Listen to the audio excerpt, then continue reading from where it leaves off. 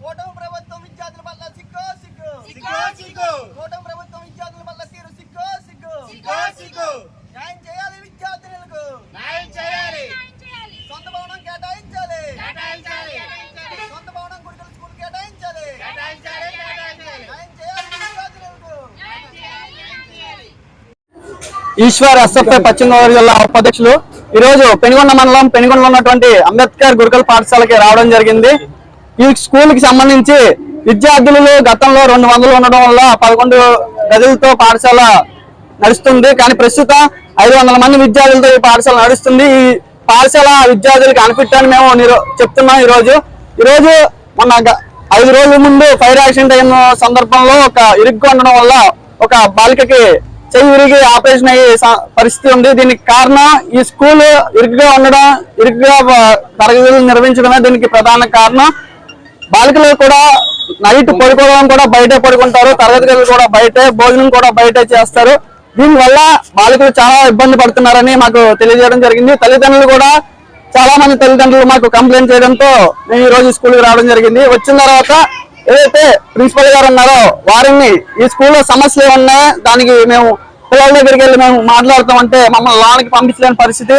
లోనికి పంపించాలంటే మీరు కలెక్టర్ దగ్గర పర్మిషన్ తీసుకోవాలి, అప్పుడే పంపిస్తామని అన్నారు। సరే మేము లోనికి పర్మిషన్ లేదు, లోనికి వెళ్ళాం, మీరైనా చెప్పండి మేడం ఇక్కడ ఏదైతే సమస్యలు ఉన్నాయంటే మేము సమస్యలు చెప్పాం, ఈ స్కూల్లో సమస్యలు లేవని ఆవిడ చెప్పడం జరిగింది। కానీ ఈ స్కూల్లో ప్రధానంగా ఇరుకుగా ఉండడం అది పెద్ద సమస్య। అలాగే వంటకి ఎంతమంది అయితే ఉన్నారో వాళ్ళ పేర్లు చెప్పండి అంటే వాళ్ళ పేర్లు కూడా చెప్పని పరిస్థితి ఈ రోజు ఉంది। అలాగే ప్రిన్సిపల్ గారి మీద కూడా ఆరోపణలు రావడం జరిగింది।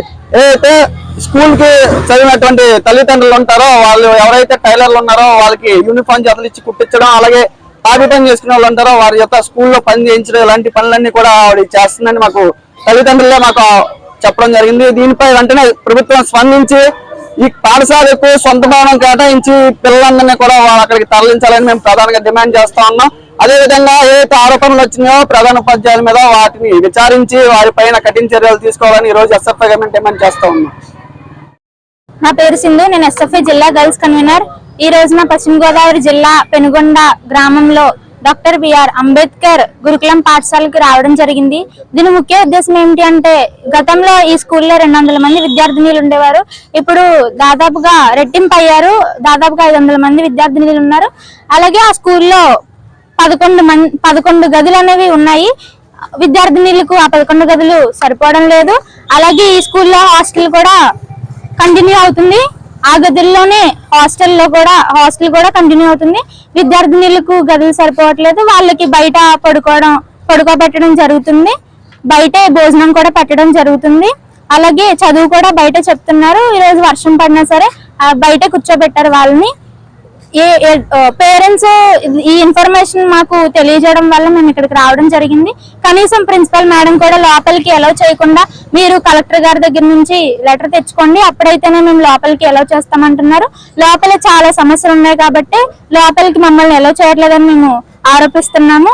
దీన్ని వెంటనే ప్రభుత్వం స్పందించి స్కూల్ పై కఠినమైన చర్యలు తీసుకోవాలని డిమాండ్ చేస్తున్నాం।